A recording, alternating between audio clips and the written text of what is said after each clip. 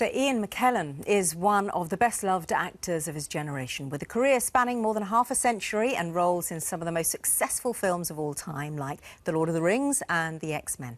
But since coming out in a BBC interview in 1988, he's matched his acting with activism, campaigning for gay rights. Vicky Beeching met him just after he'd completed his duties as Grand Marshal of the Pride Parade in Manchester and began by asking him how perceptions of being gay have changed over the years. When I first went on Pride marches, about 30 years ago in London, they felt rather dangerous affairs. You felt you were sticking your neck out. You felt, here we go. Yeah, we're proud to say we're gay, and no one threw anything, but there was a big police presence. There were often religious people behaving rather aggressively with the signs and insistence that God didn't like us and things like that. Didn't have much effect on me because I didn't think there was a God. But today, for instance, in Manchester, nothing but bliss, ecstasy on people's faces in the crowd. Straight families with their kids, with the rainbow flags. People who come a long way in a wheelchair. Gay couples. No one idly watching, everyone engaged. So I think these days that's the big difference. There's an awful lot to celebrate. Now, your father and both your grandfathers were conservative Protestant Christians. They preached in their churches. Would you describe your upbringing overall as religious? My upbringing was very religious, but they were low church evangelicals. And their motto, if they had one, was not from the Bible, but akin to love thy neighbour as thyself, which is leave the world a better place.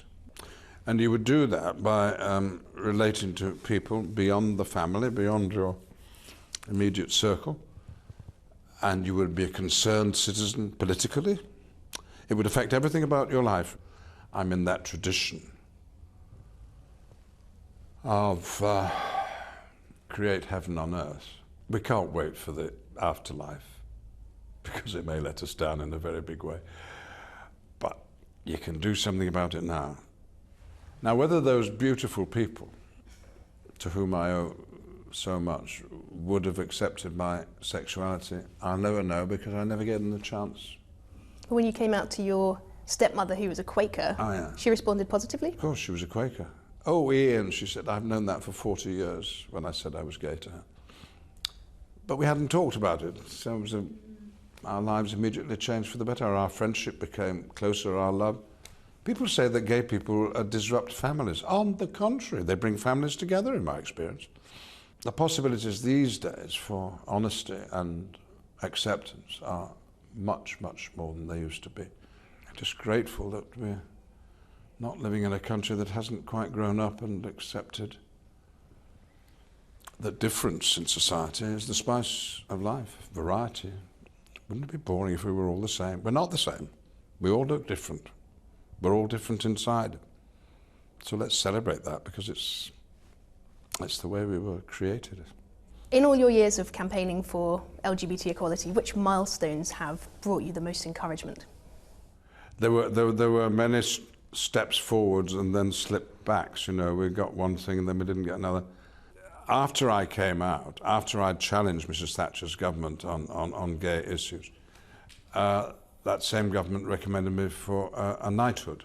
And my gay activist friends said, you must take the knighthood because it'll be very useful for us. You'll become a respectable person and doors will open more easily when you knock on them. And that proved to be the case. But a group of gay activists thought that you should have nothing to do with the homophobic government of Mrs. Thatcher, and that gay people should keep themselves separate from the established order, and because we were different. It's an interesting argument. Anyone who's seen the X-Men movies knows that that's played out between the argument between my character Magneto and Patrick Stewart's character. Do you assimilate or do you fight and become aggressive? I'm on the side of getting on with people, really. I'll tell you another moment when I thought, oh, we've jerked forward here. I went to a reception, a fundraiser at Buckingham Palace held by Prince Charles.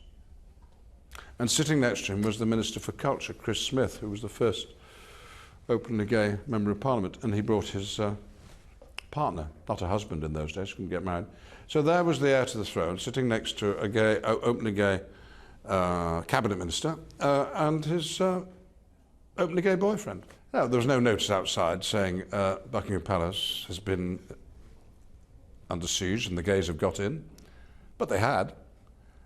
And I thought, things move forward and people's minds change, and what used to be thought outrageous suddenly becomes the norm. And of late, the way schools are teaching their kids to be nice to each other, when those schools have done their job, and those I visit are doing it brilliantly, those kids are blessed because they're starting out in life with an acceptance, an understanding that we're all in a minority of some sort. You've played many remarkable roles. Is there one that has meant the most to you personally, and why? I think, I've had about 300 jobs over the last 50 years, and I think only 2 of them I've regretted. Richard III was an important film for me because I produced it and wrote the screenplay, and without me it wouldn't have happened, and that sort of established me as a theatre actor who could be trusted to act in front of a camera, so that was very important. I'm sad you didn't say Gandalf. In Lord of the Rings, Gandalf famously says, all we have to decide is what to do with the time that is given to us. Yeah. What do you hope the legacy of your life and your time will be? Oh, I don't know. I often say, and it's a joke, but it's true, I think. It'll say on my gravestone, here lies Gandalf. He came out. That'll do. Oh, don't let that come too soon. Sir Ian McKellen.